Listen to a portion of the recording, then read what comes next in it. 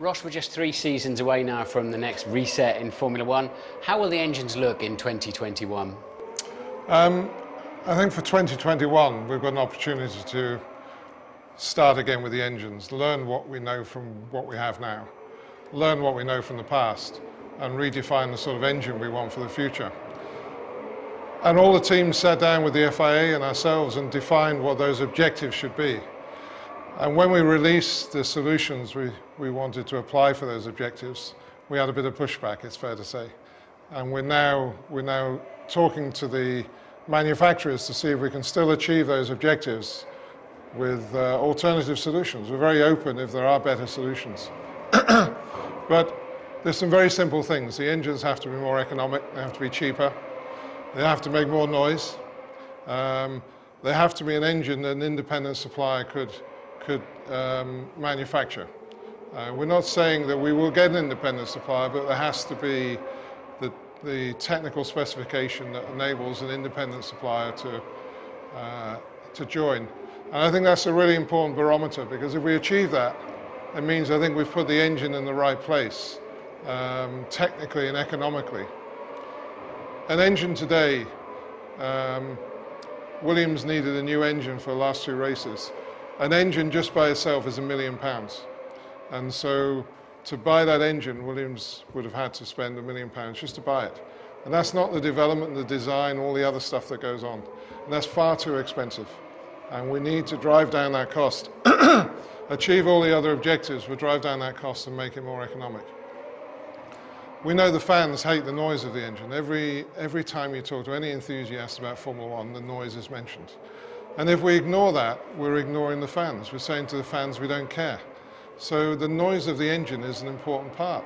And we have to demonstrate that we listen to the fans and we engage with the fans. We want a noisier engine. We want more revs. We want to take the MGUH off to allow the sound of the engine to come through. And so I think all the objectives are clear. We're just debating with the manufacturers how we achieve them. So are we to assume it will be a V6 turbo hybrid of some kind, or did you consider V8s, V12s? We looked at going back the normally aspirated route, but we felt that was just one step too far, despite what I've just said. I think the manufacturers have invested heavily in a lot of technology, and we respect that. We don't want to destroy that. But yes, it's going to be a V6 turbocharged energy recovery, but let's use the energy recovery in an exciting way. Let's let the drivers have some scope to use the energy recovery strategically. So, you know, if you can save up a bit of energy and use it to race, then that can be an interesting element. We need to demonstrate that on the screen. We need to let the fans understand what's going on, but they can see that. It's not a gimmick, it's a strategy of the driver. If you drive really well, then you can use that. The fans don't like the grid penalties. No, the grid penalties are, we do research now. Research was never done. We do a lot of research talking to fans, surveying fans, talking to them at the track, talking to them away from the track. The grid penalties, surprisingly, they understand why they're there, but they all hate them. And we have to, with a new engine, move away from the need for grid penalties. We may never eliminate it completely, but at Brazil, I think we'd accumulated 700 grid penalties in Formula One, and that's a crazy situation. So that's a very high priority with the new engine.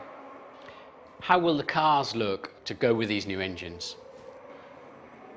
I think they'll look sensational. I can't share it with you yet. We're presenting to a team some ideas, but once we've gone through that phase, I'd love to share it with yourselves and the broadcasters and the media, because I think we can make some sensational looking cars. You know, we've done some, I think, great work at looking how you integrate the halo, for instance, because the halo looks like it's just been stuck on the car, which it quite literally has. But we've had some designers working on the aesthetics of the cars for some time now. And the aesthetics of the cars are a really important thing. Again, it's obvious, but when you talk to the fans, the cars have got to look great. They've got to look almost like derivatives of video games, and and evolve in a way where the video games take their key from the Formula One, not the other way around. But I think we're going to have some great looking cars in the future, and it's a really important thing for us. Great looking cars never look better than when they're nose to tail and side by side. How are we going to improve the racing? The raceability of the cars is a key element for ourselves and the FIA, and we've put together a joint group to work on the aerodynamics of the cars for the future. The Formula 1 teams don't take that into consideration. The Formula 1 team only focuses on making its car as fast as possible. It never focuses on how the cars behave when they're in close proximity with each other. We've created the model already to run two cars aligned, and as soon as this season finishes, the teams are going to provide us with all the data from their cars so we can plug in the real cars that we've been racing this year to look at how they behave, and then we can start to look at evolving the type of design that would be more benign. You can never remove it completely, the aerodynamic performance. You can never say that a car behind is not going to have some impact from the car in front. But at the moment, it's fairly catastrophic. You get within a second and a half of the car in front, and the aerodynamic performance just plummets. And we need to at least reduce that to make these cars raceable. I think we have to distinguish racing and overtaking, because you can have great races where cars don't overtake, but they can fight each other. And there's many elements to that. There's the tyres, there's the nature of the cars, but the aerodynamics are a crucial part. We saw at the last race, Lewis made a fantastic charge up through the grid. As soon as he got to a car that was relatively close in performance, he couldn't get near it. And we've got a team together now, which has never happened before. We've got resources, which has never happened before. And for sure for 2021 we'll have great looking cars which can race each other. Talking of the racing, what will the race formats look like? I'm probably more of a conservative, quite frankly, on the race format. I think the length of a Grand Prix is about right. I think it's not too long, it's not too short, it engages you. Yeah, and we want a Grand Prix to evolve and have its highlights and come together at the end. So I'm not sure that we should be thinking in terms of changing a Grand Prix length. I think we've got other things that we can do to enhance Grand Prix racing rather than changing around the format. Qualifying works fairly well. It's a good event. I think practice on a Friday is open to discussion, either whether we need two sessions, whether we just move to an afternoon session. There's another factor in all of this is the number of races we have. So if we have an increased number of races, do we change the format to put less pressure on the teams to be able to do those races? But the fans always come first. So what do the fans want to see in a Grand Prix weekend? And getting close to the cars and getting close to the drivers is something we always get feedback on, is an essential part for the fans. And so over a race weekend, could we do more to let the fans get closer to the cars? One proposal is to have open scrutineering. So the cars literally have to go out into the field to be scrutineered so the fans can come and see them. And you and I know that used to happen at Le Mans. Le Mans. And it was a great event. You know, all the fans used to come, the cars were lifted up, you could see underneath them.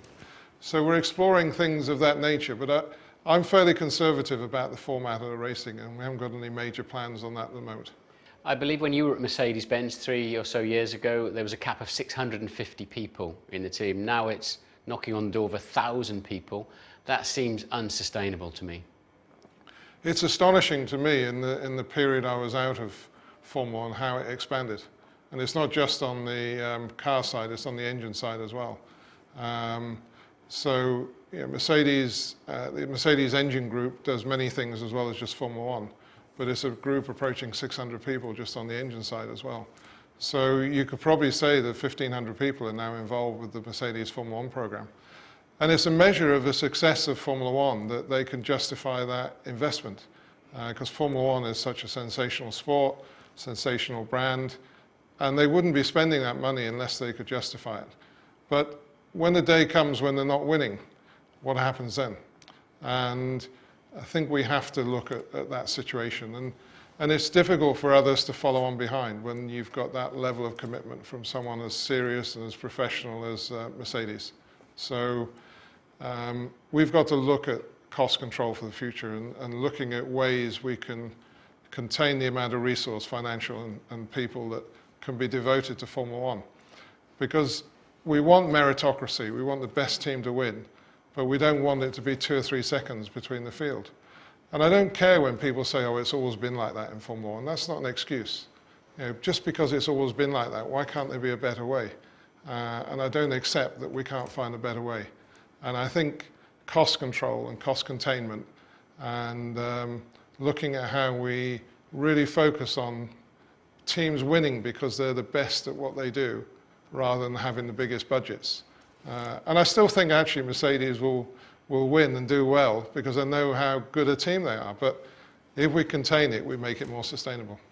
But it's like a turkey voting for Christmas, isn't it? Mercedes and Ferrari will not want to give up their enhanced position. They want to win, and they don't want anybody in near them.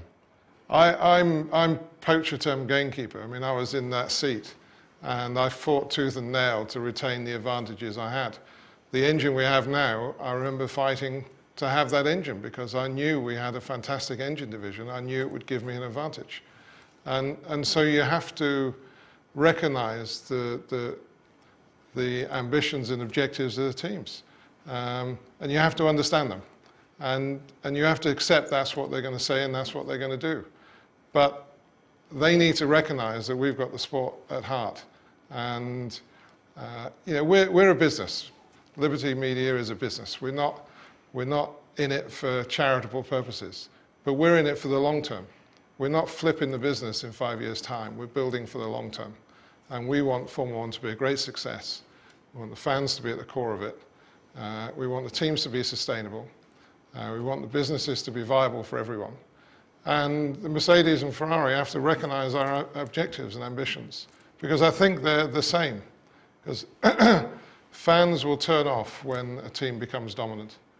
I always remember Ferrari fans telling me that when we were dominating, they never had a buzz on a Sunday. All they had was disappointment because we always won. And it was when we lost, they went away disappointed. And they never went away happy. A few years before, a win was a cause for a celebration.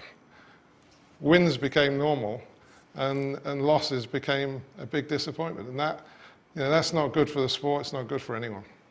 Well, of course, the red elephant in the room is the team you were with for 10 years, Ferrari. They say if you don't do it their way, they're going to leave. I hope they're not saying that. I think they're saying that they have important elements of Formula One that have to be maintained. And I think we've got common ground on a lot of that. They are you know, part of the DNA of Formula One. It's, and we don't want to lose that. But it has to be in the right circumstances. There's boundaries to what we feel are correct for the sport, and hopefully they're boundaries that they can work in. And if we can, it's great. Formula One survived losing great teams like Brabham and Tyrrell, Ligier, and then BMW and Toyota. Can it survive losing Ferrari?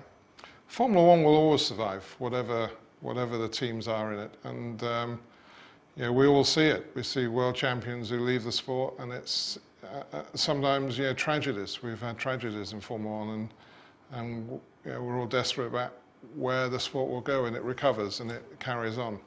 And it will carry on whether I'm in it, whether Liberty's in it, whether Ferrari's in it, it will carry on. Will it carry on? Will it be better when that happens?